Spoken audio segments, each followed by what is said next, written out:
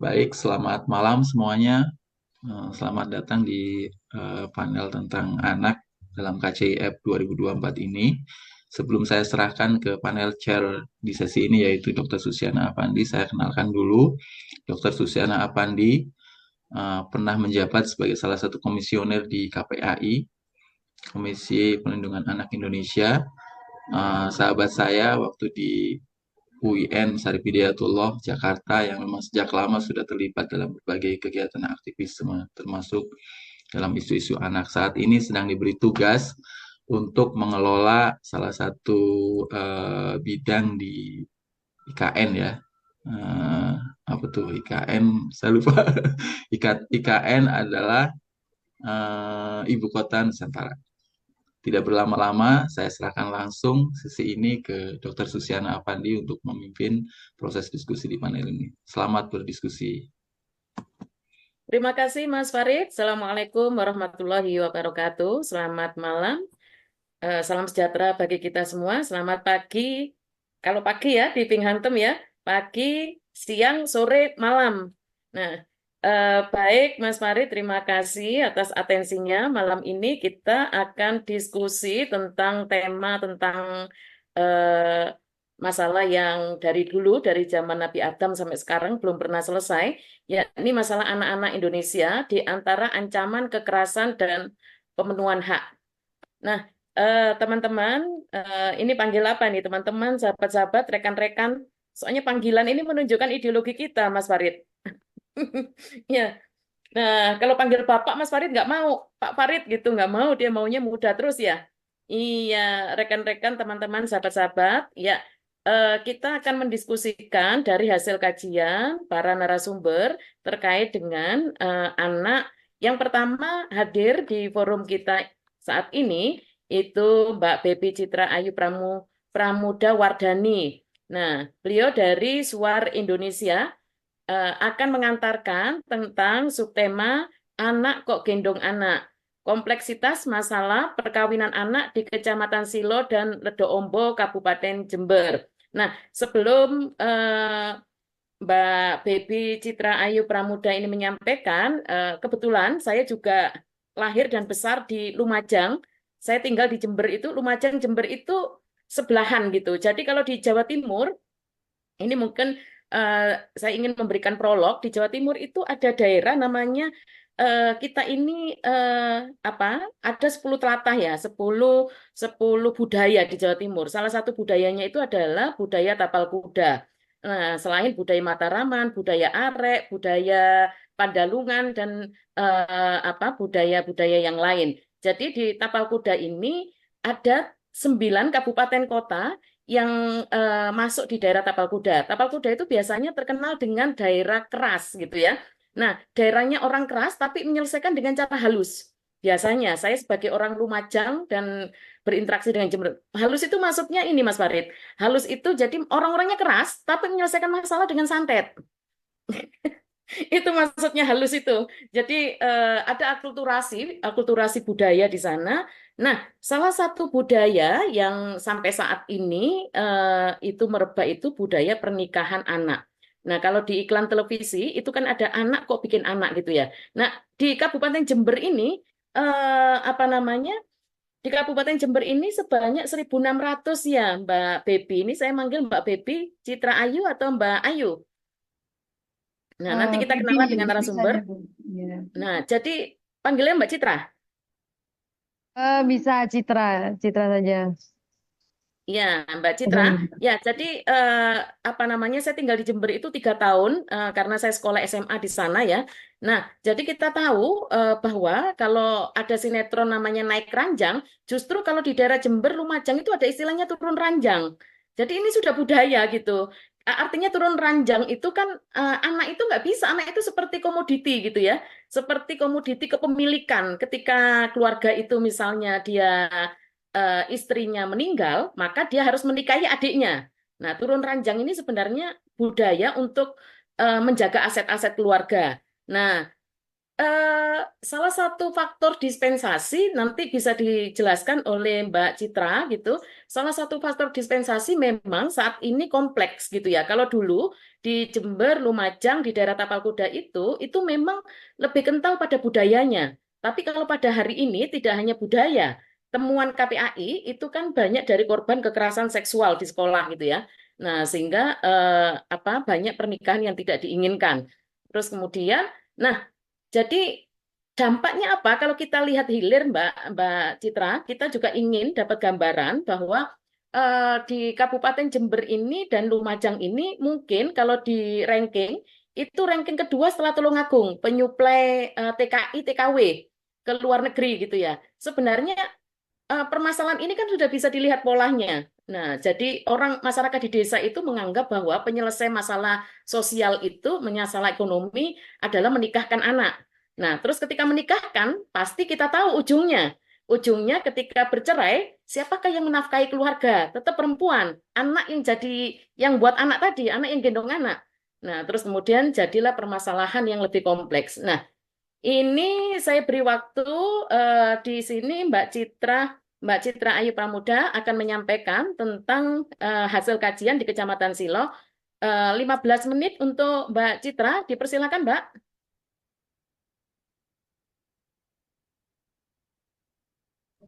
Baik, Assalamualaikum warahmatullahi wabarakatuh. Terima kasih atas waktunya, Bu Susiana. Em, jadi begini, saya akan eh, mempresentasikan. Oh ya, saya perkenalan dulu, nggih, Bu. Nggih, monggo.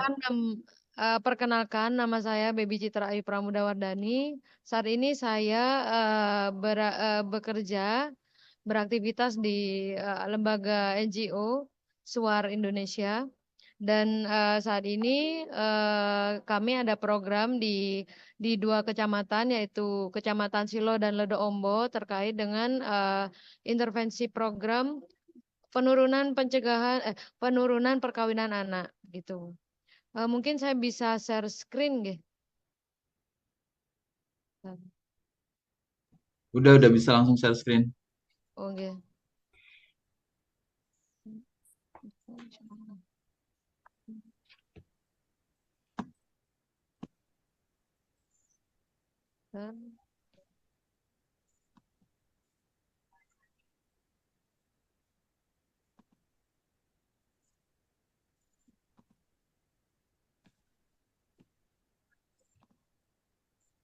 Share. Apakah sudah terlihat? Ya, sudah. Baik. Baik, langsung saja. Di sini paper saya tentang judulnya Anak Kok Gendong Anak, Kompleksitas Permasalahan Perkawinan Anak di Kecamatan Silo dan Ledo Ombo, Kabupaten Jember.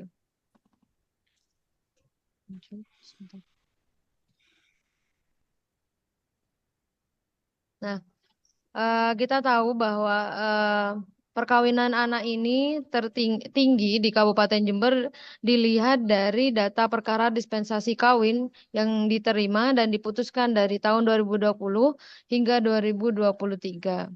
Nah, kita bisa lihat di sini trennya sebenarnya dari tahun 2020 hingga 2023 itu ada penurunan karena memang di Jember sendiri karena permasalahannya itu komplit di Kabupaten Jember, perkawinan anak nomor satu di Jawa Timur dan apa namanya aki AKB nomor satu, stunting nomor satu, sehingga banyak program baik itu dari pemerintah ataupun dari NGO yang Kabupaten Jember ini menjadi piloting project begitu, pilot project.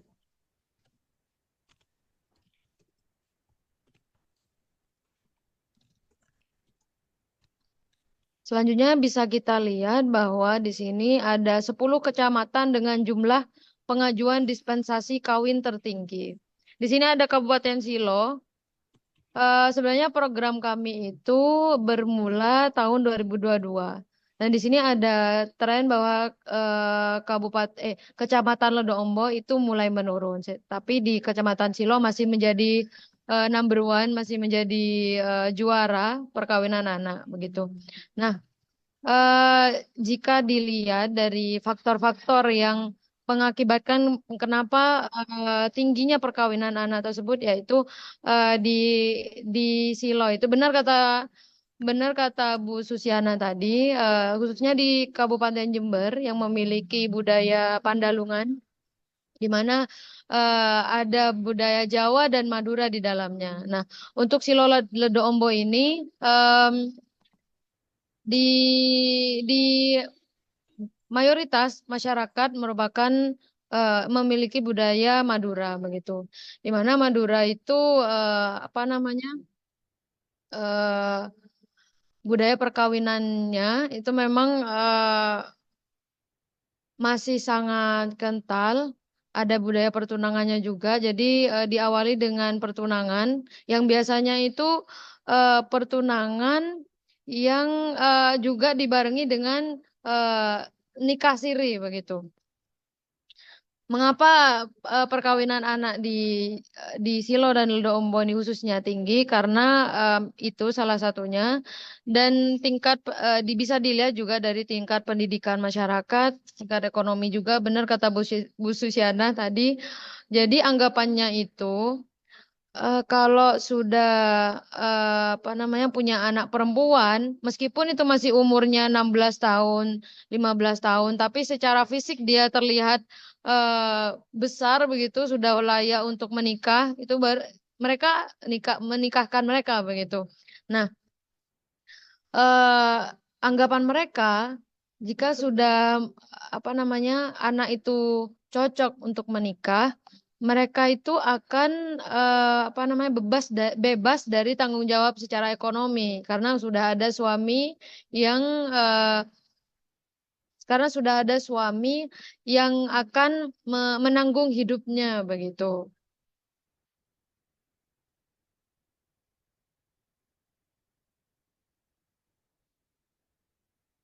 Jadi saya di sini mencoba membuat diagram alur apa namanya kejadian dari perkawinan anak itu. Pertama terjadi perkawinan anak karena kebanyakan di Jember juga perceraian dininya terbanyak juga karena ini merupakan sebuah apa ya hukum kausalitas mungkin eh, di sini tinggi perkawinan anak sehingga perceraian dini juga tinggi. Nah, di sini sendiri itu ada apa namanya DP3AKB itu menyebut tingginya JUS, janda usia sekolah dan jamur di Jember. Janda di bawah usia eh, janda janda di bawah umur gitu. Nah, di sini faktornya apa namanya secara mental juga di situ anak-anak yang sebenarnya mereka masih usia sekolah sudah mengalami apa namanya perceraian begitu. Dan ini banyak menyasar anak-anak yang masih bersekolah di sekolah menengah pertama atau SMP begitu. Selanjutnya dari perkawinan anak itu juga di Jember akibatnya tingginya AKI dan AKB. Angka kematian ibu dan angka kematian bayi di Jember itu juga tinggi. Dan juga stunting tentunya. Karena secara fisik anak masih belum siap organ reproduksinya sehingga banyak eh, menyumbang angka AKI, AKB dan stunting yang ada di Kabupaten Jember. Nah, dari segala apa namanya permasalahan ini akhirnya muncul istilah yatim piatu sosial. Jadi karena sudah bercerai dini tapi sudah punya anak dan mereka juga kapasitas apa namanya coping mekanismenya juga kurang, akhirnya si ibu menitipkan anaknya ke orang tuanya. Jadi anak-anak di Silo dan Ledo Ombo itu banyaknya tinggal dengan saudaranya atau tinggal dengan kakek neneknya begitu, kakek neneknya.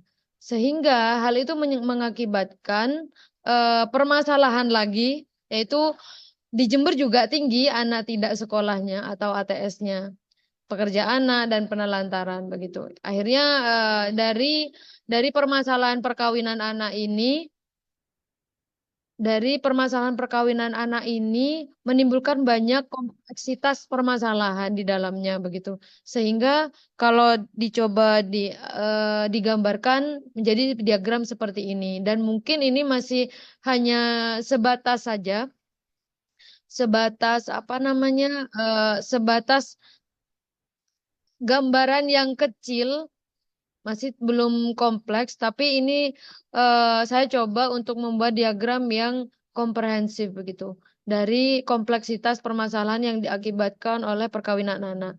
Sebenarnya ini apa namanya, seperti seperti lingkaran setan. Jadi dari anak tidak sekolah, terus pekerja anak, dan anak mendapatkan kekerasan berupa penelantaran, itu mengakibatkan perkawinan anak lagi begitu.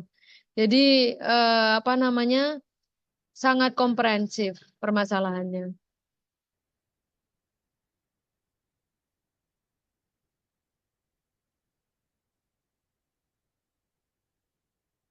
Nah, di sini untuk intervensinya kami kami punya program PKRS, yaitu Pendidikan Kesehatan Reproduksi dan Seksualitas, di mana seksualitas ini maksudnya mengajarkan apa namanya, apa sih dampak-dampak seksualitas gitu, dampak negatifnya tentunya. Nah, di sini selain itu, pendidikan kesehatan reproduksi ini juga memperkenalkan ke anak bukan hanya secara fisik saja, bukan bukan hanya apa namanya, mempelajari organ reproduksi secara fisik, tapi juga bagaimana relasi mereka bersama dengan teman sebaya, bersama orang tua, dan juga teman dekat mereka begitu. Yang pertama, intervensi berbasis sekolah dengan memberikan edukasi terkait pendidikan reproduksi kepada siswa, khususnya pada siswa sekolah menengah pertama. Jadi, karena Kecamatan Silo dan Ledoombo tertinggi di Kabupaten Jember, jadi kami punya 6 sekolah piloting yang menjadi apa namanya, pilot project PKRS ini di di Kecamatan Ledombo 3 sekolah dan di Kecamatan Silo 3 sekolah. Kami bukan hanya menyasar SMP tapi juga MTS, lembaga sekolah yang di bawah Kemenag juga begitu. Alasannya kenapa di SMP? Karena memang di 2 kecamatan ini permasalahan perkawinan anak itu banyak berada di rentang usia sekolah menengah pertama begitu. Yang kedua itu PKRS ini masuk dalam program P5 dengan memasukkan kurikulum khusus terkait pendidikan kesehatan reproduksi dan seksualitas. Jadi karena sekarang sudah ada kurikulum merdeka dan kami berusaha untuk memasukkan PKRS ini dalam tema P5, yaitu bangunlah jiwa raganya. Jadi dalam apa namanya, kita juga sudah tidak perlu bingung lagi bagaimana caranya menyampaikan materi-materi PKRS ke anak-anak karena memang sudah ada khusus untuk P5 ini setiap minggunya, sehingga memang ada waktu sendiri, tidak perlu dimasukkan di apa namanya, disisipkan di mata pelajaran. Jadi memang ada khusus sehingga di akhir semester P5 ini biasanya anak-anak itu sudah panen karya gitu. Jadi bukan hanya belajar terkait dengan pendidikan kesehatan reproduksi dan seksualitas, tapi di sana juga ada pengembangan kapasitas, entah itu membuat karya berupa apa namanya, poster, dan juga aktivasi sosial media untuk mengkampanyekan eh, pendidikan kesehatan reproduksi dan seksualitas itu tadi. Yang terakhir yaitu sinergi, kolaborasi, dan akselerasi dari semua stakeholder dan unsur pentahelix untuk ikut turun rembuk terkait solusi yang tepat untuk mengurangi tingkat perkawinan anak di Kabupaten Jember, khususnya di Kecamatan Silo dan Ledoombo. Karena ini menjadi apa namanya, fokus dari pemerintah daerah untuk menurunkan perkawinan anak, maka sudah diterbitkan salah satu Perda Kabupaten Layak Anak dan juga masih dalam proses draft pencegahan perkawinan anak dan apa namanya dan menanggapi tingginya dispensasi kawin di Kabupaten Jember itu sekarang sudah memiliki alur pengurusan diska sendiri yang lebih apa namanya lebih komplit gitu. Jadi lebih 3 menit lagi, Mbak Citra. dipersulit gitu. 3 menit Bu. lagi, Mbak Citra. Baik. Jadi lebih dipersulit atau lebih banyak persyaratannya sehingga diharapkan dispensasi kawin ini akan menurun begitu. Selain itu juga bukan hanya stakeholder di pemerintahan, kami juga mengajak tokoh masyarakat dan tokoh agama untuk ikut mengkampanyekan PKRS dan juga cegah perkawinan anak. Baik, mungkin itu saja. Terima kasih. Ya, Assalamualaikum terima kasih warahmatullahi Mbak wabarakatuh. Citra. Tepat waktunya 15 menit. Mungkin ini pengantar ya. Nanti sahabat-sahabat bisa berdiskusi dengan Mbak Citra terkait tadi yang disampaikan. Nah, selanjutnya masih dengan tema yang sama tentang pernikahan anak, hadir bersama kita Mbak Dian Ekwanti. Dan ini Ibu atau Mbak ya? Mbak Mbak Dian Dian. Ekwanti Mbak aja ya, dan Mbak Galuh Bayuardi. Galuh ini laki-laki atau perempuan ya? Nah, Laki-laki. laki-laki Mas Ah, Galuh, Pak Galuh, atau Mbak Budian. Nah, ini kajiannya ya, ini di di areal kelapa sawit. Temanya yang ya. akan dibahas yakni tentang pernikahan dini sebagai representasi kemiskinan perempuan di daerah perkebunan sawit, studi kasus di Kecamatan Marau, Kabupaten Ketapang. Nah, ya, sebelum masuk ke Mbak Dian, jadi memang kita ketahui kenapa ya selalu pembangunan itu menyisakan permasalahan perempuan dan anak. Kalau kita lihat sebenarnya dari hulunya, tradisi ilmu pengetahuan yang positivistik itu memang mengantarkan ideologi ideologi yang dominan gitu ya antara alam dengan manusia. Manusia lebih dianggap bisa menguasai alam, laki-laki versus perempuan, laki-laki lebih tinggi daripada perempuan, orang dewasa Betul. dengan anak gitu dan lain sebagainya. Nah, jadi anak dan perempuan ini selalu kemudian mengalami masalah di sekitar perusahaan kelapa sawit di semua kajian. Nah, ini dipersilakan Mbak Dian. Mohon maaf sebelumnya saya mengalami kendala untuk presentasi, jadi saya akan membacakan atau mempresentasikan tanpa slide ya. Ya, Mbak Dian, Mohon maaf. kan sebelumnya 15 menit posisi handphonenya bisa Oh, landscape di landscape-in nggak? oh, Biar lebih besar. uh, ditidurkan Mbak? oh Tidur. ditidurkan. Ya, tidur. Handphonenya Nah, handphonenya sip. tidur Oh, bukan Ya udah, orangnya. Ya, oke. betul betul. oh ya. Baik, Assalamualaikum warahmatullahi wabarakatuh. Selamat malam, presenter dan juga para penyimak dari KCEF 2. Saya mengucapkan terima kasih atas kesempatan yang diberikan. Perkenalkan, saya Dian Ekwanti,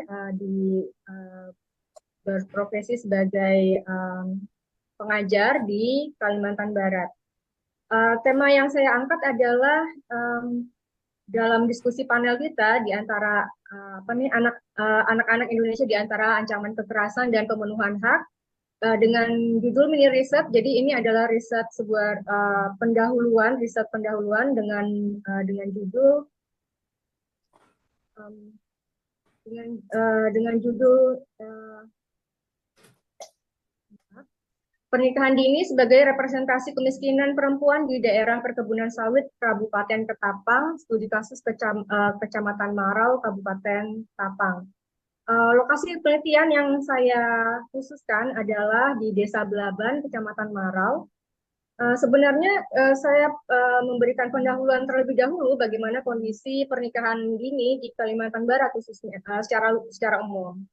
Sebenarnya pernikahan dini di Kalimantan Barat ini angkanya cukup tinggi, jadi bukan hanya spesifik di daerah-daerah perkebunan sawit, tapi itu hampir merata di seluruh kabupaten. Kalimantan Barat ini memiliki 14 kabupaten kota, Dan hampir seluruhnya di 14 kabupaten kota itu, angka pernikahan dini dengan mengikuti undang-undang terbaru tahun 2000 yang baru 2019 itu artinya batas usia pernikahan yang tidak disebut sebagai pernikahan anak adalah usia 19 tahun. Artinya pada jika seseorang masih berusia 18 tahun, maka dia tergolong sebagai pernikahan anak. Nah, pernikahan anak ini di Kalimantan Barat hampir di setiap kabupaten itu mencapai angka yang cukup tinggi, yaitu sekitar 20 sampai 40%. Nah, angka pernikahan anak yang rendah itu pun masih 19% di Kota Pontianak. Sementara untuk yang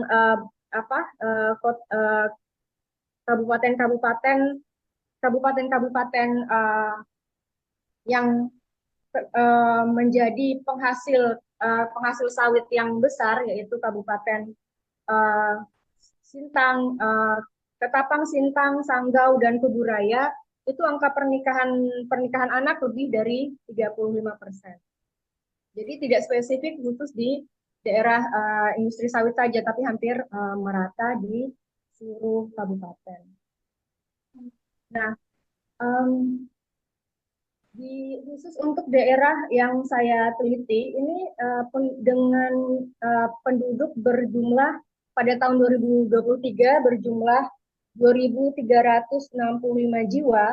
Ini sepanjang 2018 sampai 2023 terjadi 147 kasus pernikahan anak. Ada tadi seperti yang Ibu moderator katakan, selalu ada kaitan atau dalam kajian-kajian eksploitasi alam itu selalu ada irisan antara eksploitasi sumber daya alam, kemudian terpinggirkannya masyarakat lokal karena lahan kemudian dikuasai oleh sistem ekonomi kapitalis yang akibatnya menyebabkan masyarakat justru kehilangan sumber daya alam untuk memiliki aset untuk ekonomi mereka secara mandiri. Nah, di sini kan indikasi-indikasi bahwa ternyata pembangunan yang berlandaskan pada sistem kapitalisme, khususnya sawit sebagai komoditas ekspor yang terus digenjot, baik itu secara ekstensif maupun intensif, baik perluasan perkebunan kelapa sawit secara masif, kemudian mempertahankan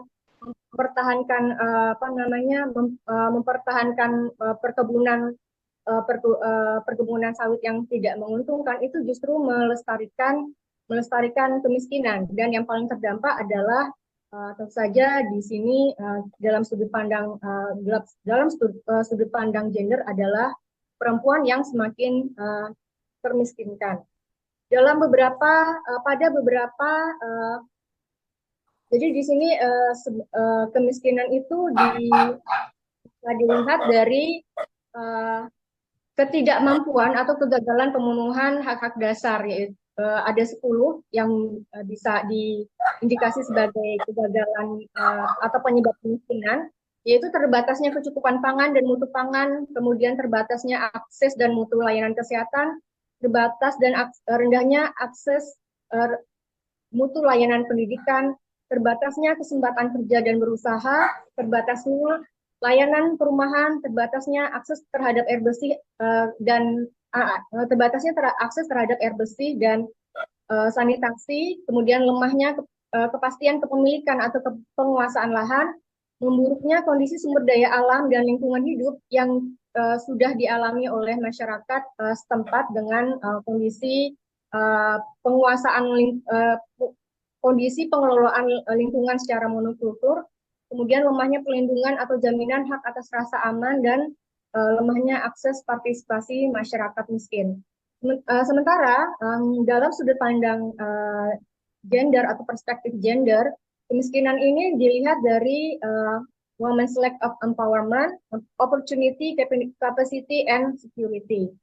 Kami sebagai uh, sebagai pengamat itu mengamati beberapa hal yang kemudian mengindikasikan bahwa pelaku perempuan, pelaku pernikahan dini perempuan itu mengalami ketidakmampuan untuk memberdayakan diri, kemudian mengalami kehilangan kesempatan. Seperti pada banyak kasus-kasus pernikahan dini yang sering dituding atau disimplifikasi dengan lemahnya ekonomi. Nah,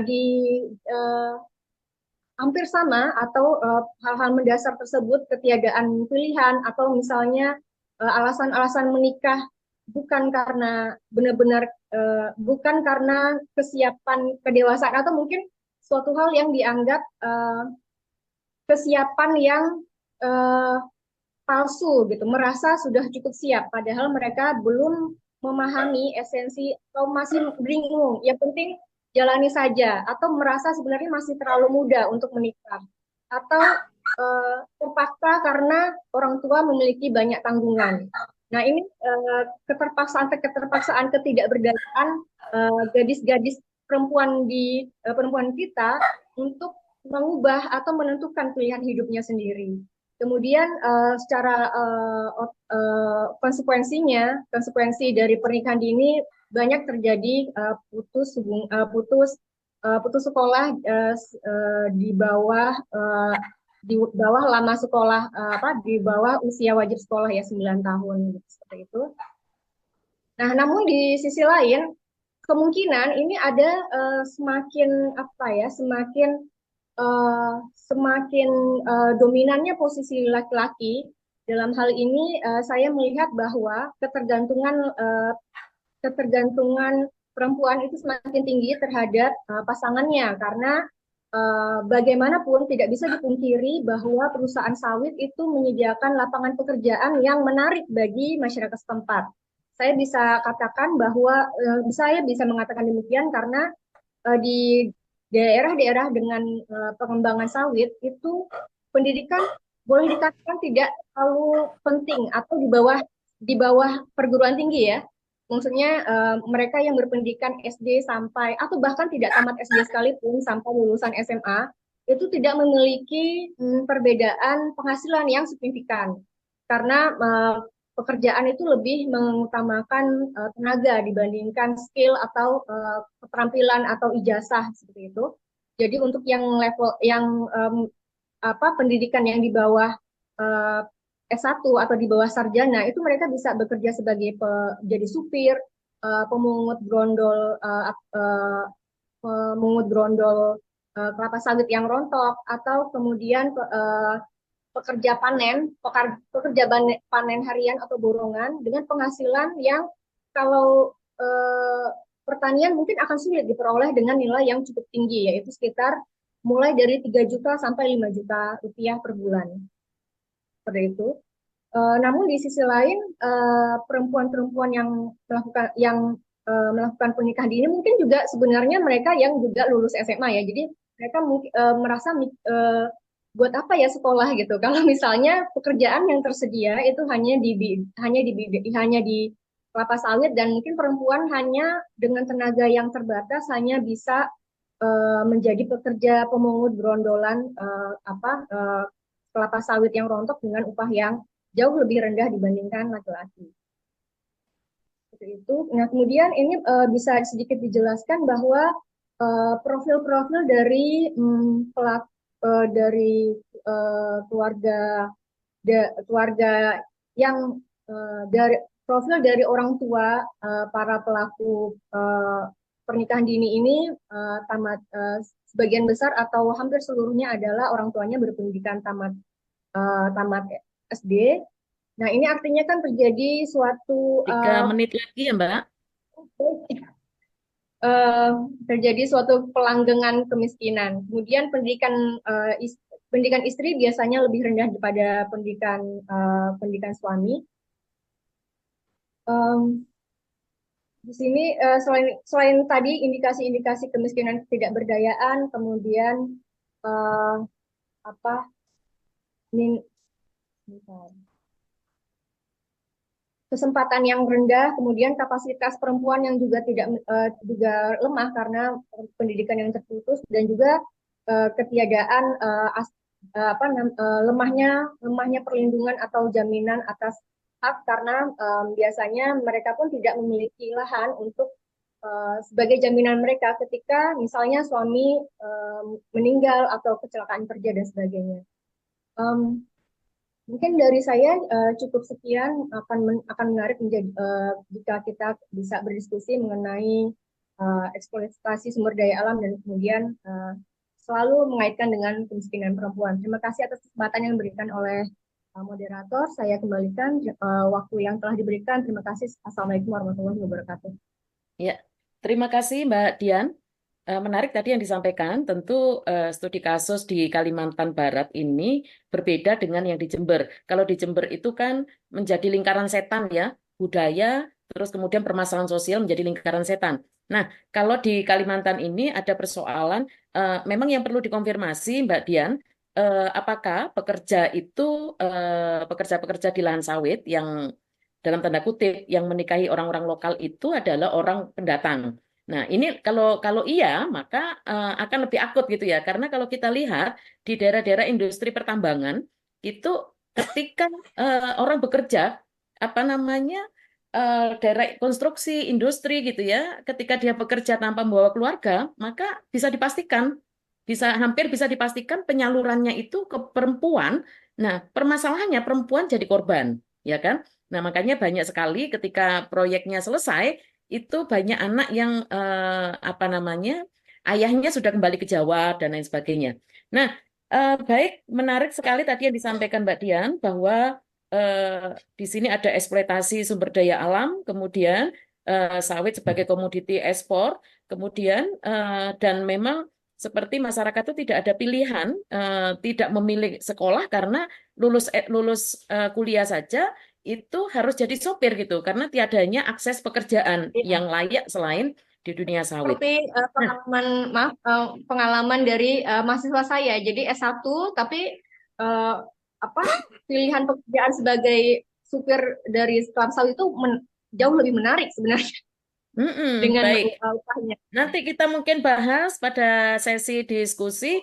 Nah, selanjutnya kita akan bicara tentang dua narasumber eh, apa namanya yang akan menyampaikan itu berkaitan dengan pemberdayaan. Yang pertama materi tentang kesetaraan gender, taman bacaan masyarakat dan bimbingan bagi anak usia dini akan disampaikan oleh Ibu Sekar Hamdi. Nah, jadi memang seperti apa sebenarnya eh, mengintervensi dan mengoptimalkan TBM ini di dalam apa namanya pembinaan di dalam melakukan pembinaan terhadap anak usia dini.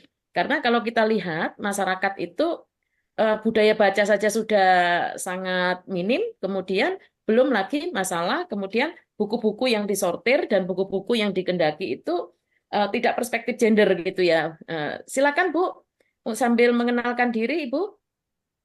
Terima kasih. Kak Farid, saya share screen sendiri boleh? Oh, boleh. Sebentar saya tutup dulu yang ini. Nggak mati listrik jadi aman. Oke, saya jadiin co-host. Silakan. Oke, sebentar. Selamat malam, selamat pagi. Terima kasih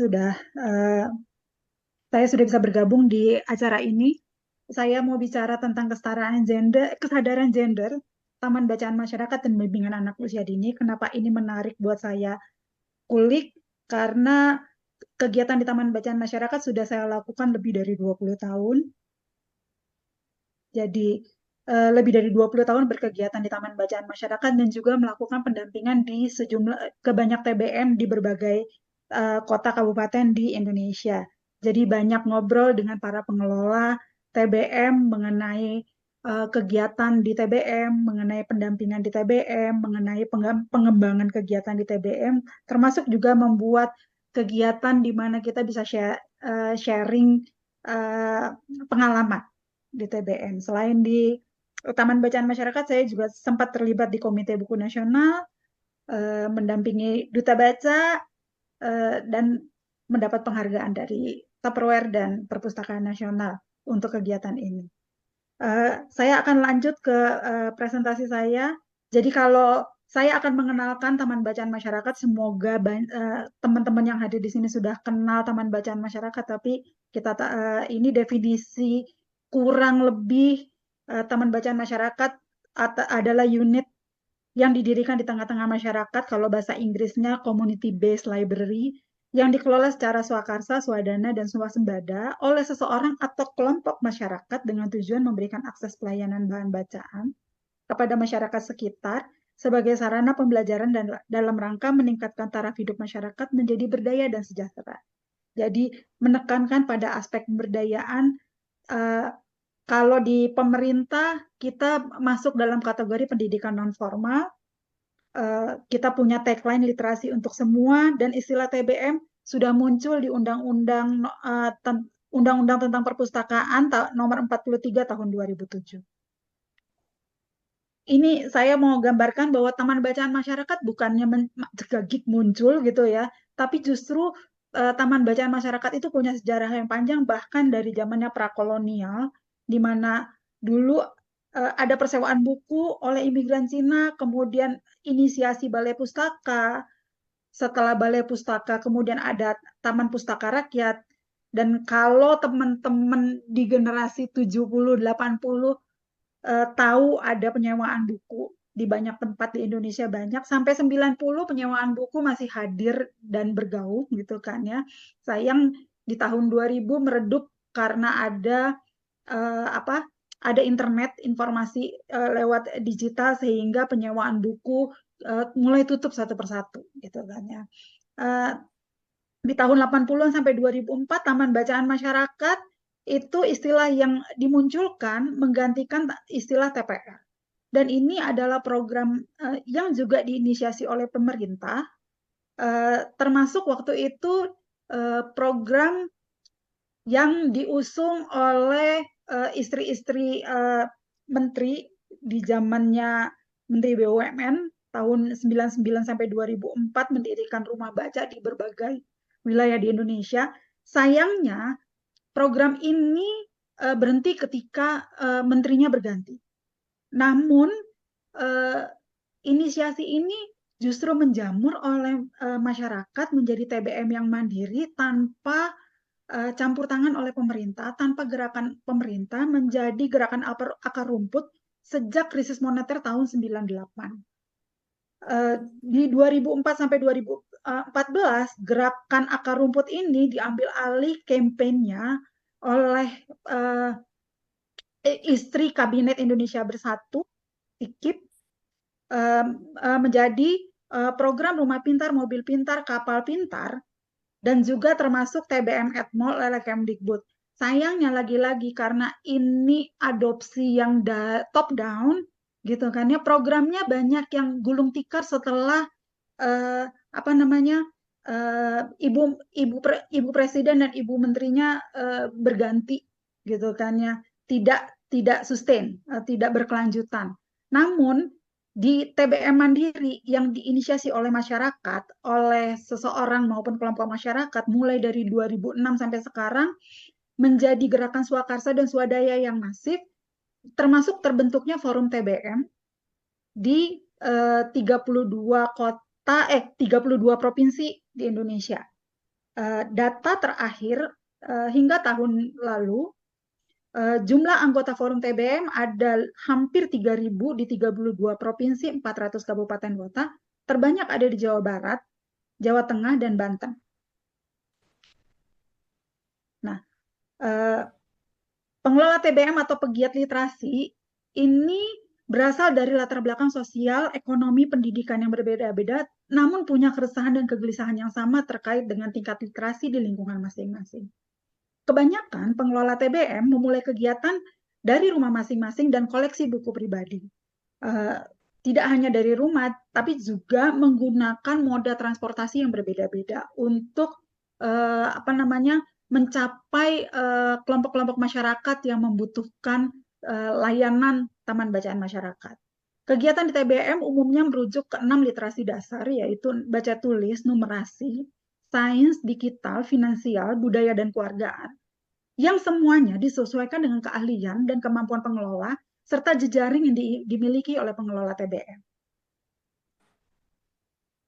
Kegiatan utama di TBM, kalau boleh dibagi menjadi 4, yaitu penyedia informasi dan fasilitas membaca, jadi layanan bahan bacaan seperti yang tadi disampaikan oleh Ibu Susiana, bahwa bacaan ini umumnya dari koleksi pribadi, donasi buku, siangan atau rotasi buku. Siangan itu buku yang sudah tidak layak pakai atau bukunya masih bisa digunakan, cuma sudah harus dikeluarkan dari koleksinya perpustakaan daerah, atau justru masuk program rotasi bukunya perpustakaan daerah. Jadi di beberapa daerah ada kolaborasi antara TBM dengan perpustakaan daerah untuk mendapatkan menambah koleksi buku. Nah, problem terbesar dari kegiatan di TBM ini seperti yang disampaikan oleh Bu Susiana adalah kita balik lagi ke kemampuan pengelola maupun dukungan dari masyarakat, sehingga buku-buku yang ada di TBM seringkali sesuai dengan selera pengelola dan tidak melihat apakah buku yang disortir punya perspektif gender, punya perspektif inklusi, lebih pada jumlahnya cukup memenuhi kebutuhan penyediaan informasi dan fasilitas untuk masyarakat dulu. Jadi baru sampai di situ. Kemudian ada lagi kegiatan bimbingan anak dan keluarga. TBM itu umumnya menjadi tempat kumpulnya anak-anak dan keluarga, terutama anak-anak yang membutuhkan bantuan untuk mengerjakan tugas-tugas sekolah. Biasanya mencari informasi, mencari bahan bacaan untuk menyelesaikan tugas, bahkan meminta pengelola TBM menjadi seperti bimbingan belajar, di mana anak-anak bisa mengerjakan tugas-tugas di sekolah. Selain itu, di sejumlah TBM juga sudah berkembang kegiatannya untuk peningkatan keterampilan bagi orang tua. Dicontohkan di TBM di Kabupaten Semarang, bimbingan yang dilakukan adalah karena banyak orang tua, terutama ibu-ibu yang bekerja di pabrik, anak-anaknya di TBM didampingi oleh nenek-neneknya dan kakeknya. Kemudian nenek-neneknya ini adalah termasuk orang tua yang buta huruf. Ketika datang ke TBM, awalnya hanya untuk mendampingi cucunya belajar. Kemudian tertarik untuk belajar membaca dan menulis hanya karena sudah ada undangan pada saat itu, hanya ingin punya kemampuan untuk bisa membaca undangan pernikahan, undangan undangan khitanan gitu, dan undangan-undangan lainnya. Awalnya dari situ, gitu. Dan juga menjadi tempat konsultasi. Ibu, Gitu. 2 menit lagi, Bu. 2 menit lagi. 2 menit lagi. Oke. Kemudian yang paling utama selain itu adalah peningkatan kecakapan literasi, dan yang paling penting di banyak TBM itu menjadi ruang aman untuk anak, perempuan, dan difabel. Kenapa? Karena TBM bisa jadi tempat penitipan anak, memecahkan masalah sosial, dan tempat berlindung dari kekerasan yang ada di ruang privatnya, gitu kan ya. Dan seringkali pengelola TBM itu menjadi tempat untuk konsultasi masalah-masalah sosial yang terjadi. Misalnya contohnya di Kabupaten Bandung Barat, pengelola TBM diminta bantuan untuk mencarikan kursi roda buat penyandang difabel, masyarakat yang anak yang berada di lingkungan di sekitar TBM. Atau di Sulawesi Tengah, pengelola TBM diminta bantuan untuk melakukan pendampingan kepada anak yang mendapat kekerasan dari orang tua. Itu yang dilakukan. Kemudian anak usia dini, banyak sekali anak-anak usia dini di usia 0 sampai 8 tahun berkegiatan di TBM. Nah, yang saya mau tekankan adanya bias gender di TBM. Dari 2 poster ini terlihat sekali ada bias gender yang dilakukan oleh pengelola. Karena pengelolanya sendiri tidak punya pengetahuan tentang kesetaraan gender, tentang pendidikan feminis. Misalnya yang di sebelah kiri, saya begitu lihat poster ini, pertanyaan saya mana? peserta kelas ini apakah khusus untuk laki-laki, perempuannya tidak ada. Kemudian yang di sebelah kanan ini yang saya tegur adalah karena ini dilakukan oleh forum adalah peserta kegiatan raker ini adalah kalau perempuannya dilihat semua perempuannya berjilbab, padahal pengelola TBM tidak seluruh perempuan-perempuan pengelola TBM tidak semuanya berjilbab. Kemudian yang ini sesederhana bahwa Indonesia itu nggak cuma Indonesia Barat. Kalau buat kegiatan online, saya biasanya mengingatkan untuk menyediakan waktu konfirmasi informasi waktu bukan hanya yang di barat tapi yang di tengah dan juga kadang-kadang di timur jika tempatnya memungkinkan. Kenapa perlu ada kesadaran gender dan bimbingan anak di usia dini? Karena kita perlu walk the talks. Kenapa? Kita perlu pelatihan feminis bagi pengelola TBM dan pegiat literasi sehingga dapat memberikan pemahaman konsep gender dan inklusi sosial dalam bimbingan anak usia dini dan tata kelola kegiatan TBM sehari-hari. Jadi pemahaman tentang kesadaran gender itu jadi integrated secara bawah sadar sudah menjadi bagian sensor pengelola TBM dalam menyikapi misalnya dari sortir buku, dalam membuat kegiatan buat anak-anak, melakukan pendampingan di masyarakat, dan juga anak-anak usia dini ini sebetulnya adalah masa di mana anak dikenalkan tentang kesadaran gender. Jadi ketika mereka sudah mendapatkan program yang mengenalkan kesadaran gender, itu akan terbawa sampai mereka dewasa. Enggak kaget ketika dewasa ada istilah kesadaran gender. Nah, ini yang saya tekankan di kegiatan TBM. Begitu saja, terima kasih Bu Susiana. Ya, terima kasih Bu Sekar Hamdi. Memang sangat menarik ya. Jadi di dalam kelembagaan masyarakat itu ada tumbuh yang memang dari masyarakat sendiri itu sejak zaman Belanda ya. Jadi misalnya semacam tadi, dulu saya juga sering Bu pinjem buku, penyewaan buku gitu ya. Benar. Terus kemudian juga ada selain TBM, selain taman bacaan, itu juga ada pengajian, juga ada TPA. TPA tempat penitipan anak. Nah, itu sudah ada sejak zaman Belanda. Tapi memang di pemerintah kita itu baru masuk regulasi itu di Undang-Undang Nomor 20 tahun 2010. Nah, tentang sistem pendidikan nasional. Sebelumnya kita nggak mengatur, kita hanya mengatur pendidikan dasar, pendidikan menengah, pendidikan tinggi gitu ya. Nah, terima kasih Bu. Penting sekali untuk peningkatan partisipasi masyarakat di dalam literasi tadi, literasi kepada pengelola TBM karena ini menjadi getuk tular. Baik, selanjutnya yang terakhir kita juga akan mendiskusikan tentang pemberdayaan lagi, yakni partisipasi anak, mendorong resiliensi untuk mencegah kekerasan terhadap anak. Ini akan disampaikan oleh Ibu Rosemary, beliau dari Yayasan Keadilan dan Perdamaian Indonesia. Jadi kita memang, saya sejak di KPAI itu kita selalu mendorong 2P. Anak itu bisa menjadi 2P, menjadi pelopor dan pelapor gitu ya. Kenapa? Karena mereka harus diberi kesadaran gitu ya. Nah, terima kasih Mas Farid dan Kak Ira yang sudah memfasilitasi forum yang sangat menarik ini. Nah, Bapak Ibu bisa bertanya melalui chat. Nanti kita buka 15 menit ke depan, kita akan buka sesi tanya jawab. Dipersilakan kepada Ibu Rosemary Indrasari. Ya, terima Ibu kasih Rosemary. Ibu Susiana. Ya, halo. Terima Ya. kasih. Selamat malam teman-teman dan selamat pagi buat Mas Farid. Dan ini saya mau bercerita begitu ya, pengalaman saya mendampingi child campaigner sebagai pendamping child campaigner sebuah komunitas anak dan orang muda gitu ya, yang kemudian kami mencoba di dalam pendampingan itu mencoba menerapkan partisipasi gitu ya, partisipasi yang bermakna untuk meningkatkan resiliensi, termasuk resiliensi untuk mengatasi, mencegah terjadinya kekerasan. Next, Mas. Nah, ya.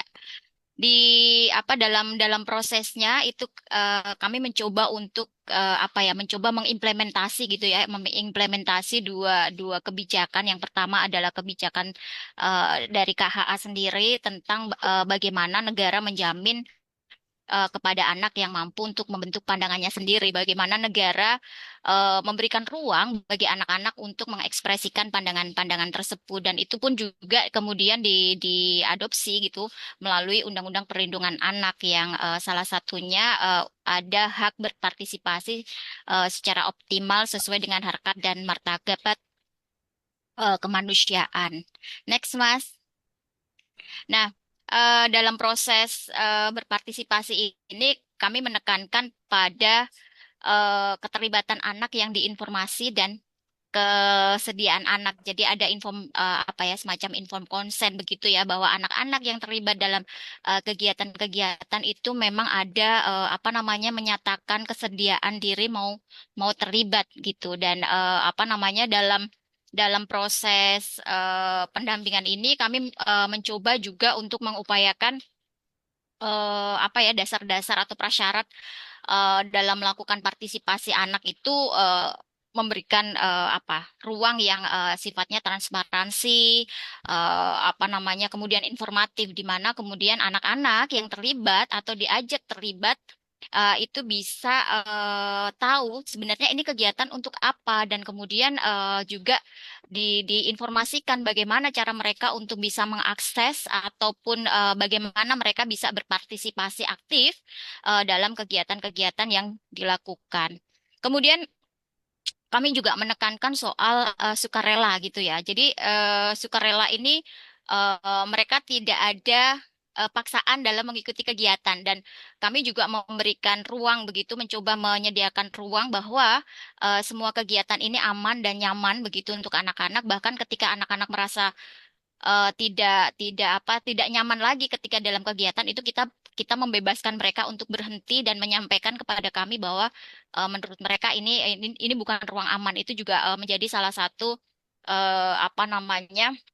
prinsip yang harus kami penuhi gitu. Jadi selain juga bagaimana kita menciptakan ruang aman, kemudian penuh penghormatan, artinya bahwa semua kegiatan diinformasikan kepada mereka, kemudian meminta pandangan mereka, termasuk juga dukungan-dukungan kita coba berikan begitu dari orang-orang dewasa, termasuk misalnya orang tua, kakak dan lain sebagainya, bahwa mereka diizinkan untuk terlibat dalam kegiatan bersama dengan child campaigner. Nah, hal-hal lain adalah bahwa semua partisipasi anak yang dilakukan ini juga relevan dengan persoalan gitu ya, persoalan ataupun hal-hal yang terkait dengan kehidupan mereka sehari-hari. Artinya kegiatan-kegiatan ini memang didorong untuk bagaimana anak-anak memberikan pandangan terutama dan suara terutama pada pemenuhan hak mereka, hak-hak anak terutama gitu ya. Dan memang dalam perjalanan prosesnya itu ada juga yang sudah mulai youth, itu juga tetap bagaimana kita melibatkan mereka untuk tetap mencoba melakukan pemenuhan hak anak. Kemudian kita sendiri juga mencoba untuk menggunakan metode-metode yang ramah anak ya. Kita sendiri ini juga nanti kaitannya dengan proses resiliensi. Kami percaya bahwa setiap anak, setiap dari kita itu punya kemampuan, punya keterampilan untuk kemudian menghadapi tekanan ataupun memecahkan masalah. Dan ini yang coba kita gunakan dalam proses ketika kami melakukan pendampingan atau membersamai mereka dalam kegiatan-kegiatan yang mereka lakukan. Jadi kita juga ada sebelum kegiatan misalnya membuat resiko mitigasi gitu ya. Bagaimana menciptakan tempatnya aman, identifikasi risiko lah ya, tempatnya aman, kemudian siapa saja yang terlibat, itu juga kita harus pastikan bahwa tidak akan menimbulkan resistensi. Termasuk bagaimana menciptakan ruang yang lebih inklusi, karena kami menerima semua anak-anak untuk terlibat, tidak hanya dari unsur dari berbagai macam unsur keberagaman maksud saya ya. Jadi artinya bahwa tidak hanya berfokus pada anak-anak tertentu saja, tetapi juga bagaimana kemudian kita melibatkan anak-anak dari misalnya misalnya kelompok-kelompok minoritas, kemudian teman-teman disabilitas, kemudian ataupun keberagaman yang lain. Nah, dalam prosesnya kami mencoba juga menggunakan tangga partisipasi. Nah, tangga partisipasi ini yang kami coba apa ya namanya praktekkan itu ada di 3 tangga terakhir. 3 tangga terakhir itu ada eh, next Mas mungkin. Jadi 3 tangga terakhir ini yang coba kami upayakan bagaimana anak-anak bisa berpartisipasi bermakna.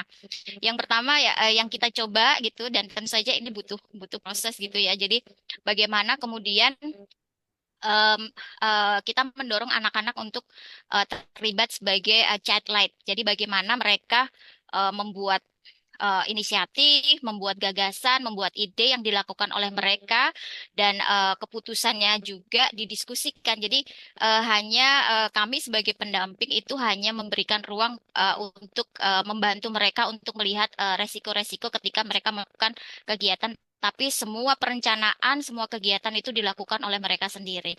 Kemudian yang kedua ada eh, apa namanya tangga yang berikutnya adalah kemudian bagaimana kegiatan ini sifatnya itu memang inisiatif dari anak, tetapi orang dewasa gitu pendamping itu memang ada sedikit terlibat untuk mengarahkan begitu ya, sedikit mengarahkan supaya kegiatan yang dilakukan itu berjalan dengan baik, berjalan dengan lancar dan tentu saja ada beberapa hal yang misalnya kami memberikan dukungan baik secara waktu maupun misalnya apa materi gitu ya pendanaan gitu.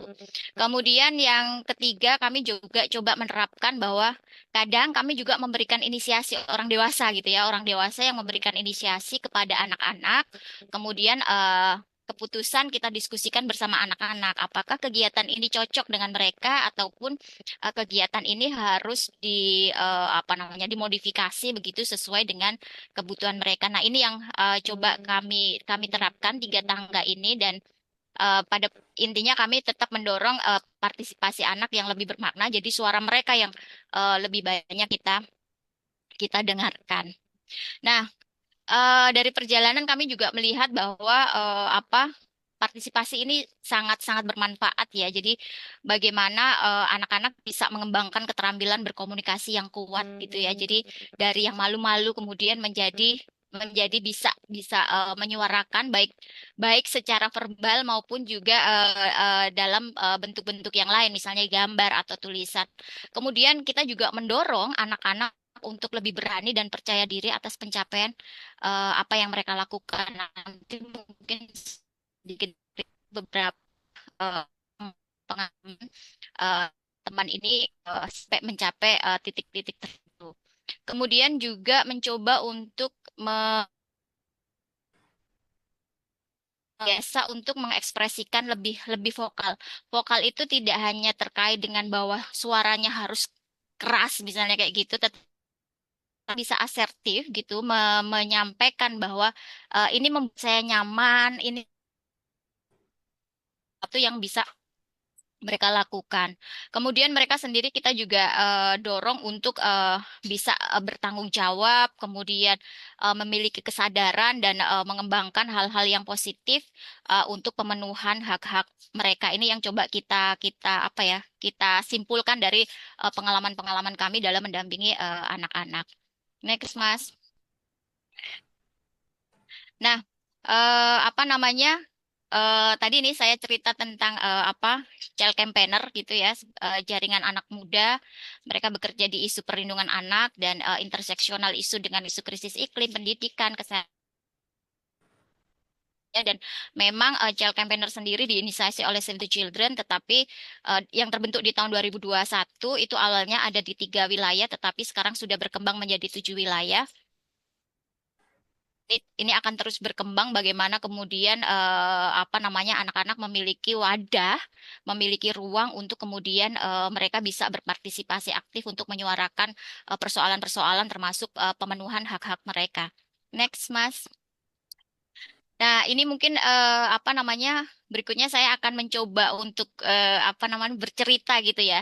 Jadi dari tahun 2001 Nah, anak-anak inisial yang ada di sini itu saat ini usianya sudah tidak lagi anak ya, tetapi mereka sudah apa namanya sudah youth gitu ya. Ada yang 19 tahun, ada yang 20. Nah, ini apa saya dari sekian banyak begitu saya mencoba berdiskusi dengan tiga orang begitu ya. Jadi bagaimana cara menghindari dan bagaimana mengatasi persoalan kekerasan. Nah, mereka misalnya S gitu ya, dia laki-laki, mereka melakukan ini. Jadi setelah mereka memahami bahwa hak anak itu seperti ini, kekerasan terhadap anak itu seperti ini, maka kemudian mereka mencoba mensosialisasikan itu kepada orang tuanya dan anak yang lain begitu keluarganya, bagaimana kekerasan terhadap anak itu bisa membunuh karakter anak gitu. Jadi mereka mencoba menyuarakan itu di level keluarga dan juga di lingkungannya.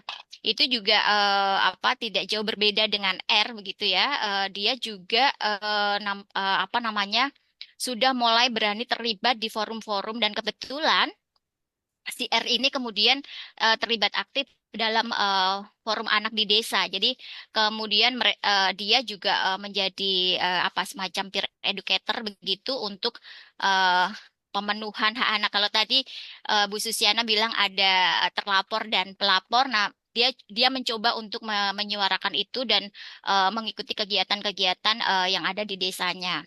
Nah, ini juga dialami oleh S yang lain begitu, anak perempuan begitu. Jadi yang dia lakukan sendiri adalah kemudian dia bisa asertif kepada orang tuanya jika kemudian orang tuanya melakukan situasi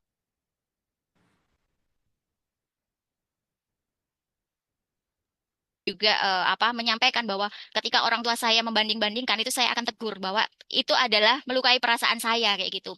Dan saya sampaikan bahwa anak itu juga punya punya punya hak, punya punya suara gitu walaupun itu dalam konteks rumah kayak gitu.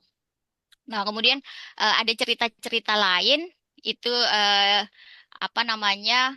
Ini juga yang beberapa cerita yang menurut saya juga menarik begitu. Ada L begitu laki-laki sekarang usianya baru 18 tahun masuk anak ini pendiam gitu ya, pendiam. Kemudian dia kesulitan untuk mengeluarkan pendapat. Jadi selama ini yang kami lakukan adalah memberikan kertas, dia menggambar ataupun menyuarakan persoalannya itu lewat gambar.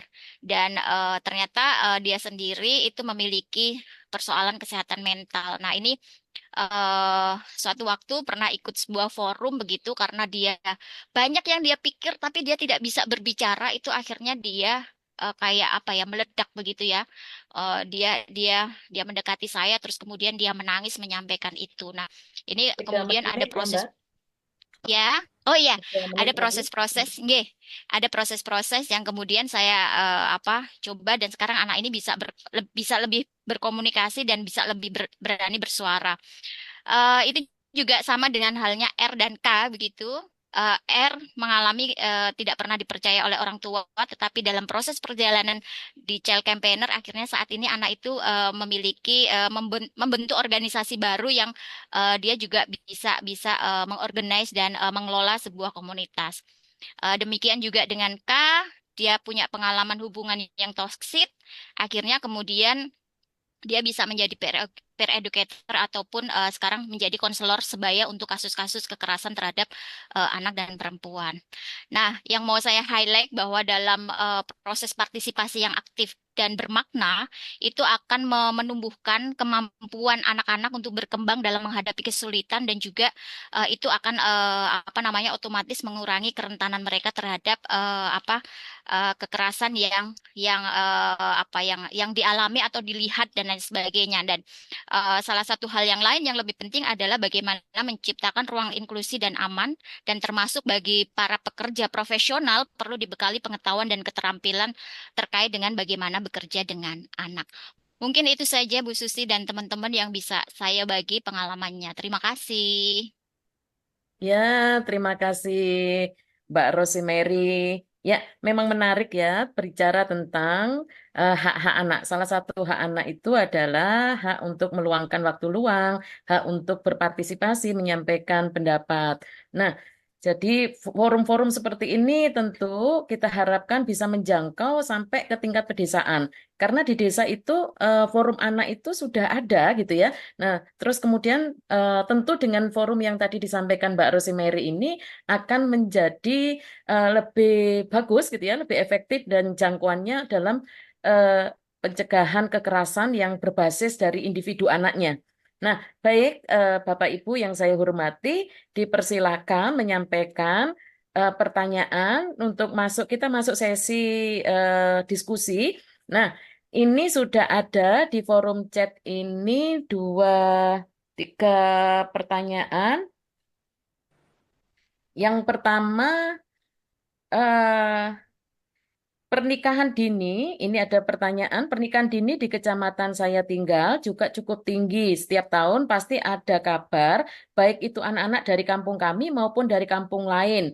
Anak hamil dan belum selesai sekolah. Selain itu, minat dan niat untuk sekolah di banyak kampung begitu kecil, sehingga lulus SD sudah tidak niat sekolah. Pilihannya adalah menikah, terutama untuk yang perempuan. Nah, terus ini terkait pernikahan anak. eh Nanti kita cari yang sama dulu, Mbak.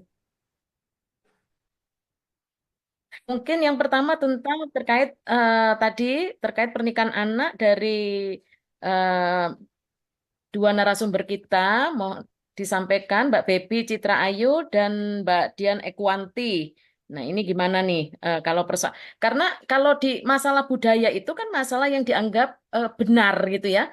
Masalah dianggap benar gitu, masalah yang sudah disosialisasikan sejak kecil. Dianggap memang perempuan itu ya memang takdirnya itu ada di tiga sumur, dapur, kasur. Dulu saya untuk bisa sekolah SMA gitu, saya itu harus di stigma buruk gitu ya, di stigma buruk oleh masyarakat karena di masyarakat itu baru saya yang sekolah gitu. Dan saya itu harus mendapat stigma yang ya gimana kalau anak perempuan sekolah itu dianggap buat apa gitu ya.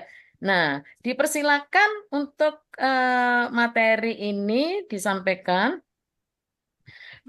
Mohon Mbak Bepi Citra Ayu terlebih dahulu, kemudian Mbak Dian Ekwanti. Dipersilakan masing-masing 2-3 menit.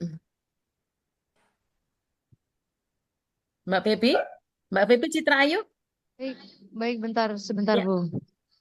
Tadi pertanyaannya, sebentar, Jadi saya baca. masyarakat itu memang nggak mau nyekolahin anak perempuan gitu. Jadi lulus SD ya jalannya menikah gitu ya. Jadi budaya ini ya. Karena kalau Iya, misalnya nggak menikah di stigma perawan tua gitu. iya, benar Bu. Di sini itu, Pak. Nah, Apalagi benar Bu. Madura ya. Madura dari dalam kandungan katanya sudah Iya, dijodohkan juga. ditunangkan. Iya, memang gini. Memang susah atau agak sulit kalau kita ngomong budaya ya Bu. Cuman mungkin gini, kita bisa mengedukasi masyarakat tentang dampak-dampak yang bisa terjadi akibat dari perkawinan anak begitu.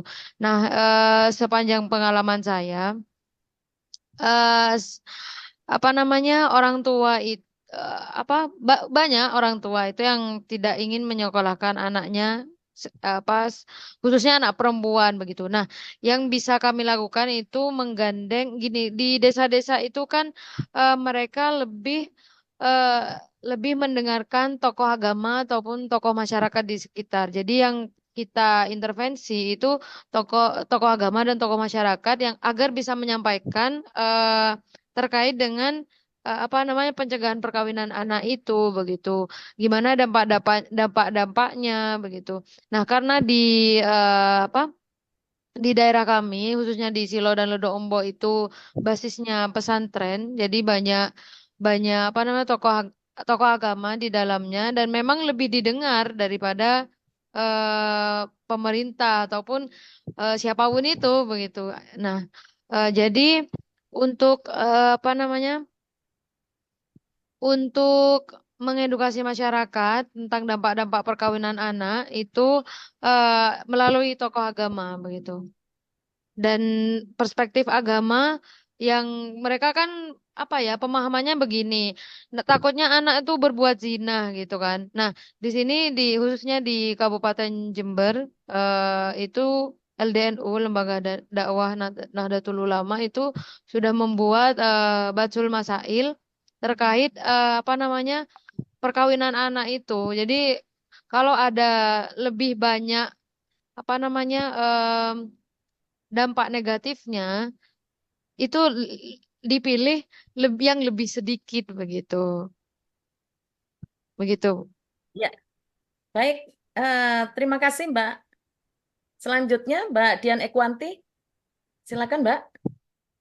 Ya, baik. Tanggapan saya ini juga menjadi fenomena umum juga di terlebih ini saya juga mendapat sedikit laporan atau obrolan bahwa uh, pasca COVID ini peningkatan jumlah anak putus sekolah itu luar biasa, tidak hanya di perkampungan atau desa-desa yang memang uh, akibat pembatasan sosial berskala besar kemarin dan kemudian terpaksa belajar dari jarak jauh atau menggunakan gadget, itu banyak sekali terjadi peningkatan angka putus sekolah gitu. Terutama kalau di kampung mereka juga tidak punya akses terhadap gadget yang memadai karena kemiskinan yang memang juga sulit untuk mereka mengakses gadget. Nah, selain itu juga di sini saya menyoroti tentang pendidikan kesehatan reproduksi. Di sini saya mendapat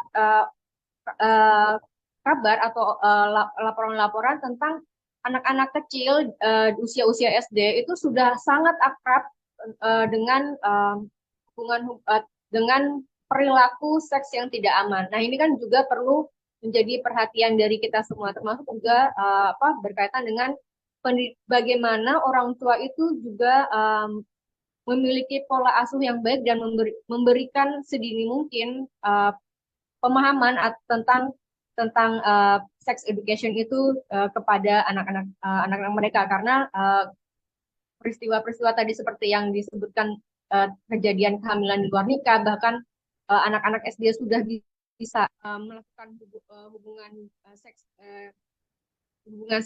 dengan tidak aman seperti itu sudah banyak atau marak sekali terjadi. Nah, kemudian kalau misalnya di Kalimantan ini, karena kalau di kabupaten-kabupaten yang dominan punya itu Daya, ini mungkin pendekatannya bisa dilakukan ke lembaga-lembaga yang juga dekat dengan etnis Dayak yang beragama Katolik dan Protestan. Juga di sini saya menyoroti bahwa sebenarnya organisasi sosial di bidang ekonomi itu kalau di Kalimantan Barat ada semacam koperasi CU yang sudah bisa menyalurkan ekonomi mikro kepada masyarakat dengan cara koperasi atau non perbankan. Ini ada CU ya istilahnya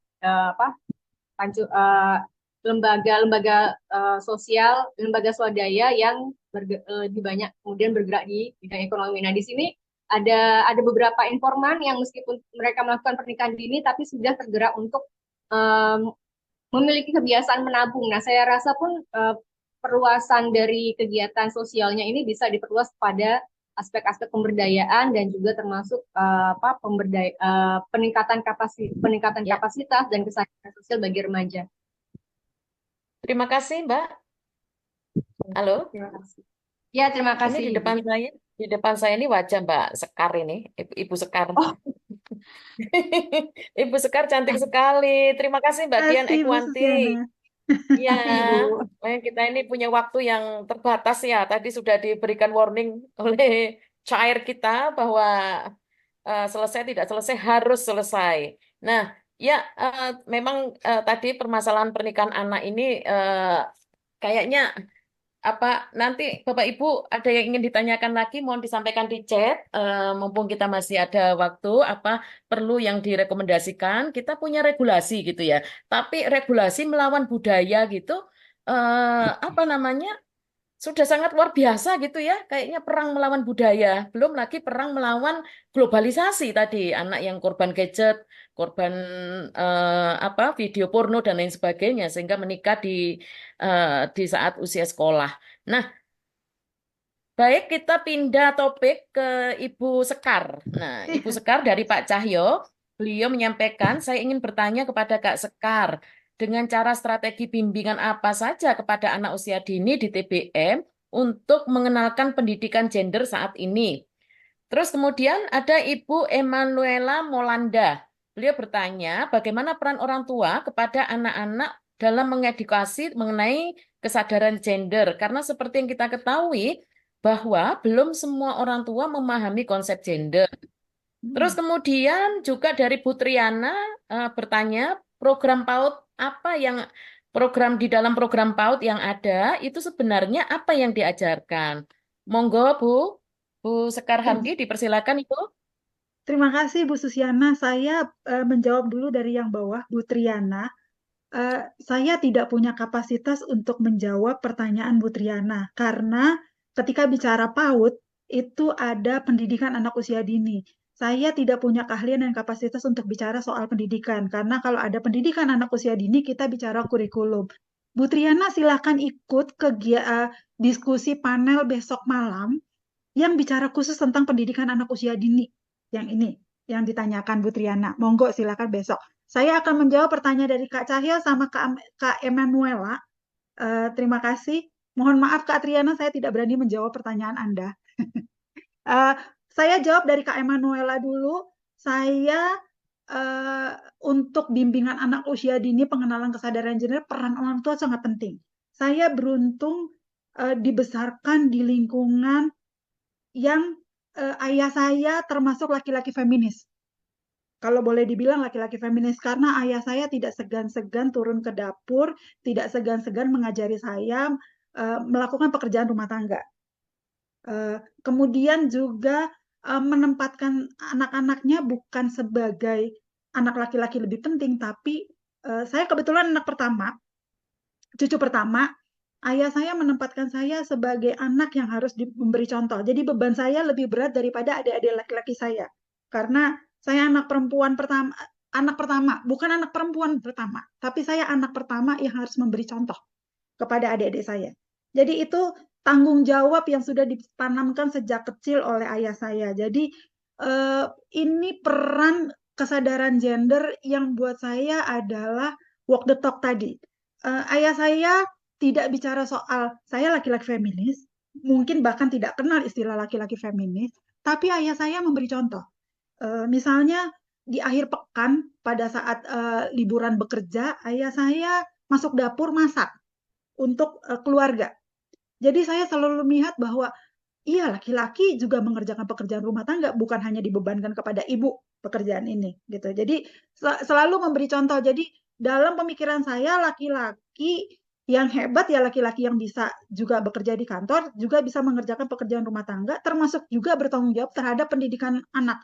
Jadi pendidikan anak saya itu untuk misalnya mengambil rapot tidak dibebankan pada ibu saya, tapi juga justru ayah saya yang harus bertanggung jawab penuh untuk mengambil rapot setiap saya dan adik-adik saya ke sekolah mengambil rapot, memeriksa PR gitu kan ya. Jadi tidak semata-mata dibebankan pada ibu. Mengasuh anak itu bukan hanya PR-nya ibu. Jadi itu yang ditanamkan dari kecil dan dicontohkan dari kecil. Jadi buat saya kesadaran gender itu bagaimana orang tua pengelola TBM memberikan contoh, langsung praktek. Ini harus integrated, bawah sadar, tapi juga memang kita 1 perlu menit ngajakin lagi, orang Ibu. tua, ya mengajakin orang tua maupun pengelola TBM untuk punya kesadaran soal ini, pengetahuan tentang ini. Nah, untuk pengenalan anak usia dini, bimbingan anak usia dini di TBM, kita mengenalkannya yang utama adalah bermain sambil belajar. Jadi dikenalkannya dengan cara bermain juga kita memastikan bahwa misalnya sumber bacaan kita yang ada itu punya kesadaran gender, meningkatkan inklusi. Ini yang paling penting. Jadi saya sering lihat gitu buku-buku materi promosi, buku-buku gitu ya. Kok ini yang digambarin cuma laki-laki aja ya? Perempuannya mana? Atau laki-lakinya kok dibilang bekerja, perempuannya mengerjakan pekerjaan rumah tangga ya. Walaupun tidak salah perempuan 100% jadi ibu rumah tangga. Ibu saya juga ibu rumah tangga 100% gitu kan ya. Tapi bagaimana kita melihat bahwa perempuan juga mampu untuk mengerjakan pekerjaan di luar urusan yang tadi Bu Susi bilang, dapur, apa namanya, kamar tidur dan sumur gitu kan ya, bukan hanya itu. Menjadi contoh juga memastikan bahwa kegiatan di TBM itu tidak memisahkan laki-laki dan perempuan. Seringkali kita lupa gitu loh. Jadi karena ini balik lagi ke lingkungan masyarakat, juga pendidikan agama kadang-kadang juga membuat ada pemisahan, ada barrier laki-laki dan perempuan. Nah, ini yang harus kita coba bongkar. Termasuk juga bagaimana anak-anak diajak untuk lihat teman-temannya yang berbeda, itu perbedaan itu bukan menjadi hambatan tapi menjadi jembatan. Itu yang paling penting yang dilakukan oleh pengelola TBM. Seperti itu, Bu Susiana, mungkin bisa Terima menjawab ya. kasih Bu Sekar Hamdi. Ya, mohon maaf waktunya memang terbatas. Nah, ini ada yang disampaikan dari Suara Indonesia, mungkin kita butuh konfirmasinya ya, bahwa terkait kerentanan kehidupan, livelihood, dengan pentagon asetnya juga berpengaruh terhadap keputusan perkawinan anak. Nah, ini urusan politik global ya. Terus kemudian ini untuk Ibu Rosemary. Ibu Rosemary, apa yang Ibu sampaikan itu sangat menarik terkait partisipasi anak dalam berbagai kegiatan. Dari Bu Sheila Frestella menyampaikan bahwa apakah Ibu memiliki tips atau bagaimana caranya untuk melakukan aktivitas kegiatan yang membutuhkan konsen anak-anak usia dini, yakni anak usia 0 sampai 6 tahun. Karena anak-anak di usia tersebut belum mampu memiliki konsentrasi. Bagaimana cara Ibu mendapat konsen dari anak? Apakah ada metode atau instrumen yang bisa diaplikasikan? Dipersilakan Bu Mary. Ya, terima kasih. Jadi langsung saja tadi saya juga sudah sempat jawab di chat begitu. Jadi untuk anak-anak yang masih usia dini gitu atau usia TK dan lain sebagainya, inform consent biasanya saya ambil dari orang tua atau pengasuh begitu. Jadi sebelum berkegiatan saya akan mengajak orang tua atau pengasuh untuk berdiskusi, membicarakan tujuan dari kegiatan, kemudian juga menyampaikan do and don't ketika melakukan kegiatan, termasuk memberikan nomor-nomor kontak kalau kemudian ada kebutuhan misalnya butuh dukungan psikososial, siapa tahu setelah ikut kegiatan teman perlu menjelaskan ada child safeguarding begitu ya, kebijakan keselamatan anak yang terkait dengan situasi dan apa namanya kondisi tempat tempat berkegiatan termasuk materi dan lain sebagainya. Nah, biasanya kalau berkegiatan dengan anak-anak TK kita juga bisa meminta inform consent. Jadi inform consent itu ambil dari orang tua dan atau pengasuhnya begitu atau bapak ibu guru yang ada misalnya kita berkegiatan di TK gitu. Nah, ketika berkegiatan dengan mereka, kita pun juga memberikan kayak apa ngajak ngobrol gitu ya, ngajak mengobrol dengan mereka tentang hari ini kita mau ngapain, kita mau kegiatannya apa, dari jam berapa sampai jam berapa, itu kita sampaikan juga kepada mereka yang notabene misalnya dengan menggunakan Hilang ya? Mbak Terpental, Mary, terpental. terpental. Mbak Mary terpental sambil menunggu Mbak Mary. Bu Nur Hasanah. Ya, Oh iya, lanjut Mbak Mary, lanjut. Masuk lagi. mohon 2 maaf menit mungkin lagi ya Mbak nggak Mary. apa-apa itu tadi ya itu aja Ibu Susiana sedikit tips dari saya. Terima kasih. Terima kasih Mbak Mary. Nah, Bapak Ibu yang saya hormati, ini tinggal 2 menit ini. 2 menit lagi waktu menunjukkan pukul 20.00. Bu Nur Hasanah, saya beri kesempatan. Dipersilakan Ibu. Mbak Nur Hasanah. Baik. Ya, ya. Suara saya terdengar? Ya, terima kasih Bu Susi. Nah, mungkin saya ingin ini aja ya sharing kalau tadi tentang saya tertarik dengan mungkin banyaknya tokoh masyarakat dan tokoh agama ya dan juga masyarakat yang lebih mendukung pendidikan dini mungkin karena mereka takut atau khawatir terjadi zina. Nah, yang terpenting yang perlu kita pahami bersama ya bahwa anak-anak mungkin sejak dini ini perlu kita bekali dengan edukasi tentang kesehatan reproduksi sejak dini mungkin. Kemudian bagaimana sih mereka melawan ketika terjadi pelecehan seksual, baik itu di lingkungan rumah, di sekolah, dan di publik atau dimanapun. Serta ketika terjadi bullying yang kita lihat semakin marak ya saat ini, sangat mengkhawatirkan di 1 menit sekolah, lagi, Bu Nur Hasanah. 1 menit ya. lagi. Oke. 1 menit Nah, lagi, silakan. mereka bisa mengantisipasi dan melakukan perlawanan. Dan yang perlu kita pahami bersama bahwasanya pernikahan dini ini juga bisa memicu terjadinya perceraian dini. Banyak sekali kasus-kasus perceraian di usia muda karena memang mereka tidak matang ya secara reproduksi maupun secara psikologis, dan juga dari kasus-kasus KDRT ini juga banyak terjadi karena pernikahan dini. Hanya mau sharing itu aja, Bu Susi, matur nuwun waktunya. Baik, terima kasih. Terima kasih para Bapak dan Ibu yang saya hormati, khususnya para narasumber, Mbak Citra Ayu Pramuda, tadi sudah menyampaikan bahwa dampak pernikahan usia dini itu berdampak pada kekerasan, rentannya kekerasan kepada anak, eh, kemudian anak mengalami bukan hanya kekerasan, tapi juga perceraian, tapi kemudian juga mengalami permasalahan anak melahirkan anak yang stunting, AKB, angka kelahiran bayi, angka kematian ibu, dan lain sebagainya. Terima kasih juga kepada Mbak Dian Ekwanti tadi menyampaikan bagaimana eksploitasi sumber daya alam ini juga beririsan memiliki hubungan dengan eksploitasi terhadap perempuan dan anak. Karena mereka tidak punya pilihan selain bergantung kepada laki-laki yang mengeksploitasi sumber daya alam. Mbak Sekar Hamdi, terima kasih tadi sudah menyampaikan tentang kesadaran gender, taman bacaan, dan bimbingan bagi anak usia dini. Kita berharap ini bisa dikembangkan ke seluruh Indonesia karena memang kita memiliki akar budaya kelembagaan masyarakat yang bottom up tadi. Dan terakhir, Mbak Mary Indrasari juga semangat terus untuk kemudian memperluas gerakan partisipasi anak ini karena kesadaran anak inilah yang kemudian juga akan menjadi kesadaran membuka kesadaran para orang tua. Mohon maaf lebih 01 menit.